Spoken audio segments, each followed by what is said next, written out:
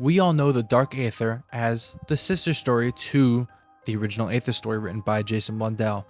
But was this Dark Aether concept always going to be a separate dimension and a separate timeline to the original Aether story from Black Ops 3? Or did Jason Blundell have a different story than what we are currently going through with modern zombies? Now let's go over quickly of what the modern take on the Dark Aether is. Now, the modern take of the Dark Aether is kind of its own environment. It's in a different dimension, it seems. It's its own universe. You know, there's beings that live in there, travel through and to the Dark Aether. They have their own politics there.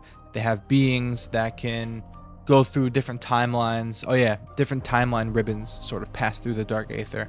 It has an environment. It's very diverse within its creatures and their, I guess, anatomy. And that's really it, you know? It's kind of like an alternate dimension of Earth, but sort of in its own way. Wow, that was a horrible explanation. I apologize. But pre-modern zombies and pre-Jason Blundell leaving zombies, was the Dark Aether always like this? That's the big question of this video. Now, no, the Dark Aether was not always like this. It was not always written like this. And this is kind of a reimagination of Jason Blundell's Aether story. Now, let's actually go back to what Jason Blundell's potential idea for the Dark Aether originally was. This all started in Black Ops 3 when the Dark Aether was first, I guess, mentioned. It was mentioned in earlier maps like Shadows of Evil as kind of where corrupted or cursed keepers were put into, or just the mention of cursed keepers. But the first name drop of the Dark Aether started in Gorod Krovi on cipher number 4. This cipher is a pigpen cipher, and once translated, it reads Kernorium, excerpt 654371979. Once the Grey War ended with the defeat of the Apothicans, the Keepers ascended to become the wards of all universes. The surviving Apothicans were cast out, banished to the Dark Aether beneath creation. After eons of exile in the Dark Aether, the Apothicans evolved into twisted creatures that now bear little resemblance to their Keeper brethren. The Apothicans' ceaseless desire is to re-enter creation, to consume and corrupt all the universes. It is the Keepers that guard against these perpetual attempts to re-enter creation and guard against any beings that may have fallen under influences of the Apothicans. That was a long read. Anyway, the next cipher, which is much shorter, also mentions the Dark Aether. This is cipher 8, and the cipher is written in Baudot code. I'm probably pronouncing that wrong, but it's besides the point. When translated, that code reads, in the beginning, there were only the Keepers, but then corruption of the Dark Aether leached its way into the realm and twisted the minds of some of the Keepers. These Keepers turned the shadows of their former selves and eventually became the Apothicans. So after the first mention of the Dark Aether within Gorod Krovi, you can kind of see what the idea of the Dark Aether was. It was another side to the Aether that has influence on Keepers, which then corrupted. Said Keepers became Apothicans. I mean, I guess not physically, but that started a rebellion, which after defeat, the normal Keepers sent the Apothicans to the place where they were influenced from, which was the Dark Aether.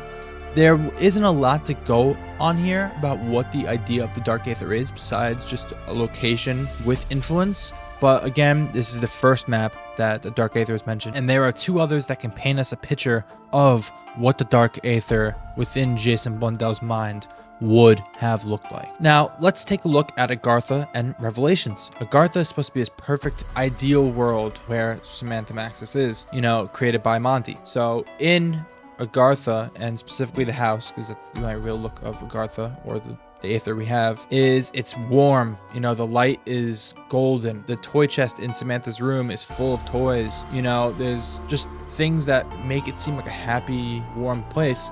But after the Apothicans get loose and start corrupting Agartha, that doesn't change the shape of the house. The house stays the same. It still has that familiar feel, but everything seems off because the shading is kind of like a blood red. The sky above it is blood red mixed with blue. And Revelations, the map overall, kind of takes that one step further, and it's not just, oh, this is Agartha recolored. The whole space is drifting through its own kind of just void, and there's pieces of old maps and just kind of fan favorite maps stitched together within that space, creating sort of like a, you know, this is Agartha, but something is wrong, which is wrong is the corruption of the Dark Aether.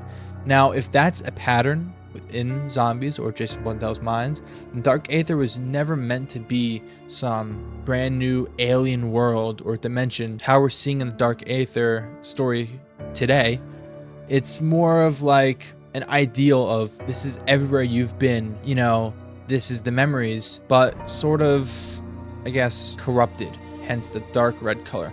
Think, oh, this is going to be a weird comparison, but think of the Backrooms movie. You know, it's everything you remember, it's memories, but it's slowly just kind of turn into memories of memories and just go on and on. That's how you get that uncanny feel. And the Dark Aether does that, but sort of just recolors everything and makes it seem corrupted. That's how the Dark Aether, I believe, is supposed to look. Now, the next map that's going to give us some hints to, I guess, agree with this is Tag der Toten. The first thing about Tag der Toten I want to look at is a chalk drawing.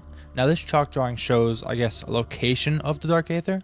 You have the place above creation, which is Agartha, or the Ether, or Aether, however you want to say it.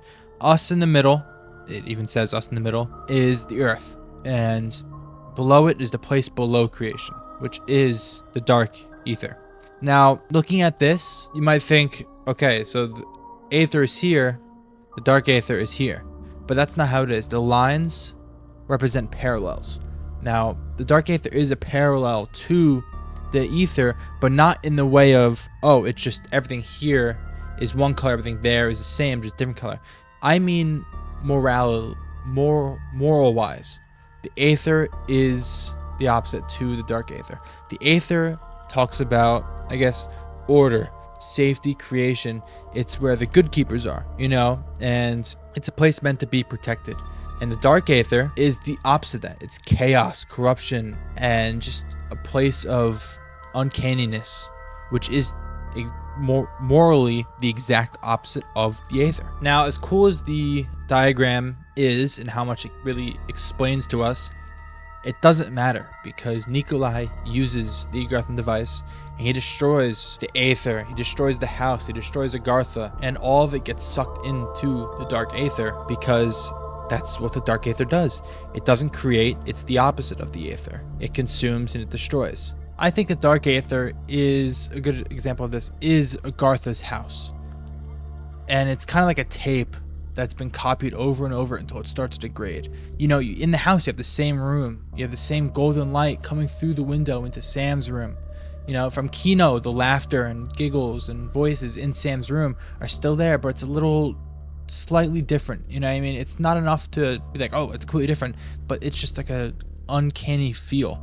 You know what I mean? Everything's there. It looks the same, but it's been played and duplicated so many times, it starts, I guess, falling apart. The colors that were once golden and bright, it kind of bleeds into a blood red. You know what I mean? And that's the whole trick behind Jason Blundell's idea of the Dark Aether. He never needed to build a whole new place. He never needed aliens and planets and a whole separate universe with its own politics system and creatures like what we have in modern zombies. He just needed to take the one house you already trusted and let you watch it degrade room by room until it stops looking like itself, but it still is itself. That's what the entirety of the Dark Aether is. Not somewhere else to go or travel and visit, just your own memories flipped opposite into some uncanny feel.